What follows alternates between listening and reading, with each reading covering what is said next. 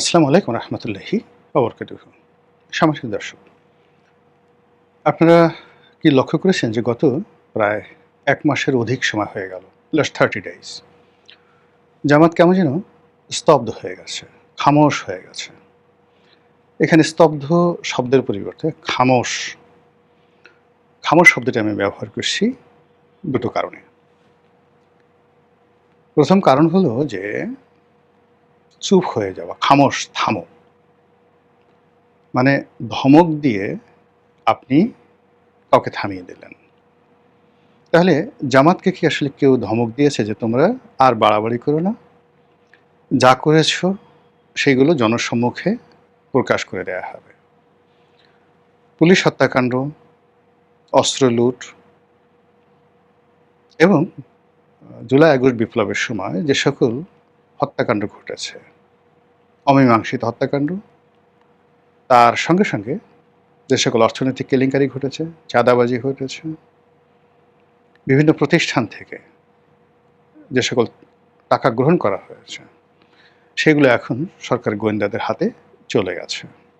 এর সঙ্গে সঙ্গে শুরু হয়েছে হাদি হত্যাকাণ্ডের মতো স্পর্শকাতর বিষয়ে কথাবার্তা। তো এ কারণে জামাতকে কি কেউ ধমক দিল কিনা যে খামোশ, চুপ থাকো? অথবা যেটা আছে যে পরিবেশ এবং পরিস্থিতির কারণে একটা ভয়ঙ্কর পরিবেশ পরিস্থিতি যখন আপনি দেখবেন, কোনো শব্দ করতে হবে না, কাউকে কোনো কিছু বলতে হবে না, শুধুমাত্র যেটা হবে যে কেউ আপনাকে বলছে কোনো কিছু, কেউ আপনাকে কোনো কিছু বলছে, তো তার প্রেক্ষিতে কি হলো, বা আপনি দেখছেন কোনো কিছু, তার প্রেক্ষিতে আপনি অটোমেটিক যেটা হচ্ছে চুপ হয়ে গেলেন। এটাকে বলা হয় খামোশ। সেক্ষেত্রে জামাত যে জিনিসগুলো দেখছে, সাবধান চুপু আছেন। আওয়ামী লীগ ফিরে আসি ভাব করছে। সীমান্তে পুশিনের জন্য ভারত রীতিমতো উন্মাদনা শুরু করে ফেলেছে। মায়ানমার সীমান্তে যুদ্ধ চলছে, তুমুল যুদ্ধ, এবং সেই যুদ্ধ আরাকান আর্মির সঙ্গে এবং পাকিস্তানের মায়ানমারের জান্তা সরকারের সঙ্গে। এবং যিনি সেনাবাহিনীর প্রধান ছিলেন, অতি সম্প্রতি তিনি সেখানে প্রেসিডেন্ট নির্বাচিত হয়েছেন, এবং সেখানে চীনের যে কর্তৃত্ব এটি বৃদ্ধি পেয়েছে। ফলে রোহিঙ্গাদেরকে কেন্দ্র করে, আরাকান আর্মিকে কেন্দ্র করে, রোহিঙ্গাদের মধ্যে যে কয়েকটি সশস্ত্র গ্রুপ রয়েছে, আরসা, এদের সঙ্গে যদি জামাতের কোনো সম্পর্ক থাকে, সেই জিনিসগুলো উল্টে গেল, আলটিমেটলি উল্টে গেছে। আর যদি সেই কেন্দ্রীয় সরকার, মায়ানমারের কেন্দ্রীয় সরকার, তারা আরও সুসংহত হয়ে যায়, সঙ্গতির কারণে এই রোহিঙ্গা ইস্যু, আরাকানের যে ইস্যুটি, এটি আওয়ামী লীগের পক্ষে চলে যাবে। এবং বর্তমান সরকার এবং জামাতের, বর্তমান সরকারের জন্য এটা বুমেরাং, আর জামাতের জন্য এটি রীতিমতো অশনি সংকেত হিসেবে দেখা দিবে। কাজেই পরিস্থিতি মূল্যায়নের জন্য বুদ্ধিমানের কাজ হলো চুপ থাকা, দেখি কি হয়, ভারত আসলে শেষ পর্যন্ত কি করে। এর মধ্যে আওয়ামী লীগ মিছিল করছে, ছাত্রলীগ মিছিল করছে, অনেক জায়গাতে অফিস চালু করেছে, তারা ঘোরাফেরা করছে, শেখ হাসিনা আসতে চাচ্ছে, নেতাকর্মীরা দলে দলে এসে আইনের কাছে আত্মসমর্পণ করে জেলে ঢুকতে চাচ্ছে, বড় বড় নেতারা, মন্ত্রী, এমপিরা। এখন আপনি কি করবেন বলেন তো? এয়ারপোর্টে এসে যদি আওয়ামী লীগের অন্ততপক্ষে 200-300 সংসদ সদস্য, সাবেক সংসদ সদস্য, বর্তমান সংসদ সদস্য, যারা আলটিমেটলি 17 বছর বাংলাদেশে ভিআইপি ছিলেন, এরকম লোকদেরকে আপনি একত্রে 300 লোক আপনার একই সঙ্গে ঢাকা ইমিগ্রেশনে এসে উপস্থিত হলো, এখন আপনি কি সেখান থেকে তাদের উপর মব করবেন, নাকি তাদেরকে গ্রেপ্তার করতে হবে বিমানবন্দর থেকে, নাকি তাদেরকে ছেড়ে দেবেন? যেহেতু মামলা আছে, তারা এসে ইমিগ্রেশন পুলিশের কাছে আত্মসমর্পণ করলেন।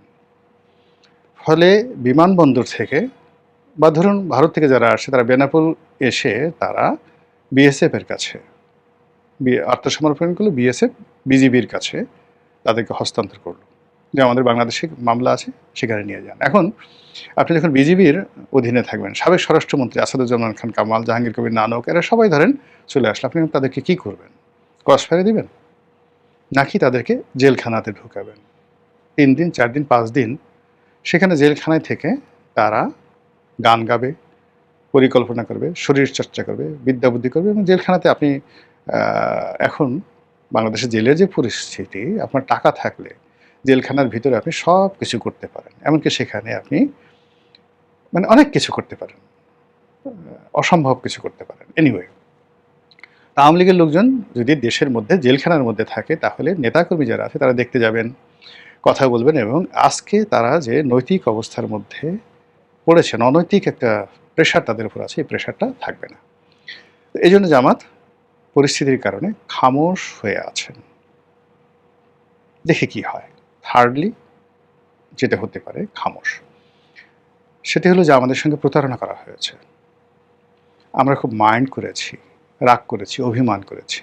অভিমান করে আমরা চুপ হয়ে আছি। আমরা শুধু সরকার একটা সময় দিতে চাচ্ছি যে আমাদের সঙ্গে যে সকল কথাবার্তা হয়েছে সেগুলো আপনারা বাস্তবায়ন করুন। ইসলামী ব্যাংক নিয়ে খেলাধুলা বন্ধ করুন। সংস্কার প্রস্তাব বাস্তবায়ন করুন।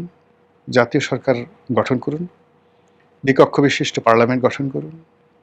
তারপর সংবিধান সংশোধন করুন। ডক্টর মোহাম্মদ ইউনূসকে রাষ্ট্রপতি পদে বসান। আর না হলে জামাতের আমির শফিকুর রহমানকে ডেপুটি প্রধানমন্ত্রী করেন। আমরা দেখতেছি। তারপরে আমরা সিদ্ধান্ত নেব। এর ফলে কি হলো, গত 1 মাস ধরে মানে কথাশিল্পী হিসাবে যিনি বেশ জনপ্রিয় হয়েছেন তিনি হলেন জামাত সভাপতি ডক্টর শফিকুর রহমান। সুন্দর করে কথা বলেন। তারপর জামাতের আমির মিয়া গোলাম পারওয়ার, তিনিও অসাধারণ কথা বলেন। তারপর হামিদুর রহমান আজাদ, সেলিম উদ্দিন, ডক্টর মাসুদ যিনি এখন মাননীয় সংসদ সদস্য তিনি আছেন।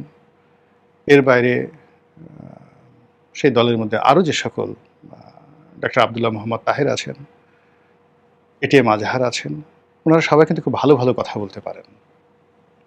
মাইল্ডলি, প্রফেশনালি এবং লজিক্যালি কথাগুলো তারা বলতে পারেন। আবার দলের মধ্যে অনেকে আছেন যারা মানুষকে উত্তেজিত করতে পারেন। তাদের বিরাট একটা ওয়াজিন গ্রুপ আছেন যারা ওয়াজ করেন, ওয়াজের ময়দানে তারা বক্তব্য দিলে, টান দিলে, সুরে টান দিলে লক্ষ লক্ষ মানুষ হাসবে, কাঁদবে, মানে তারা যেভাবে বলবেন সেইভাবে। এরকম অন্তত কয়েকশো ইনফ্লুয়েন্সিয়াল জামাতের বক্তা আছেন সারা বাংলাদেশে।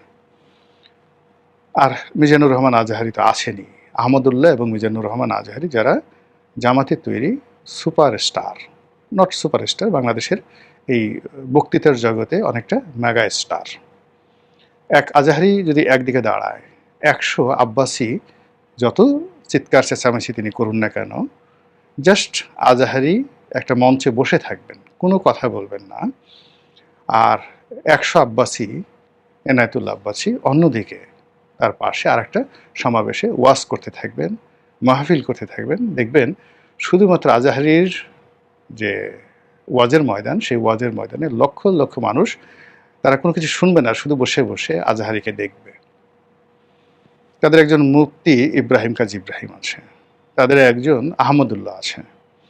তো যারা হাদিস এবং কোরআন এই সংক্রান্ত বিভিন্ন মাসলা এবং মাসাইল, মানে তারা যেভাবে উত্তর করেন, যেভাবে তাদের কাছে প্রশ্ন করা হয়, এই প্রশ্নগুলো শোনার জন্য মানুষ বসে থাকে।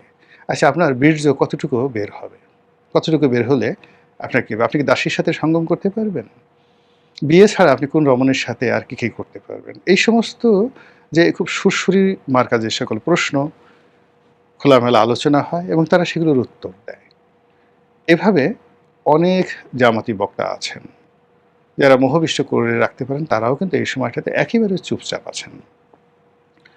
তো কাজেই এই যে জামাতের খামোশ হয়ে যাওয়া যে কারণগুলো বললাম, সেই কারণের বাইরে আরও যে কারণগুলো আছে সেটা হলো এই সময়টিতে এনসিপির যে মুভমেন্ট, এটি বেশ আশ্চর্যজনক। তারা জামাতকে পিছনে ফেলে, জামাতকে যাকে বলে রিজার্ভ ফোর্স হিসাবে, জামাতকে রেখে মূলত পদাধিক বাহিনী হিসাবে বা তীরন্দাজ হিসাবে এনসিপির সামনে এগিয়ে আসছে। এবং তারা আবার সুসংগঠিত হয়ে নাসিরউদ্দিন পাটোয়ারি, নাহিদ ইসলাম থেকে শুরু করে অন্যান্য যারা আছেন, তারা সারা দেশ চষে বেড়াচ্ছেন। ঢাকা শহরে একটার পর একটা কমিটি করছেন, বক্তৃতা দিচ্ছেন, বিবৃতি দিচ্ছেন। এখানে সার্জিস, হাসনাত আব্দুল্লাহ, মাহফুজ, অন্যান্য যারা আছেন সবাই যার যার আপন কর্মে তারা ব্যস্ত। নির্বাচনের আগে তারা যেভাবে একটা ইসলামিক ঐক্য তারা করার চেষ্টা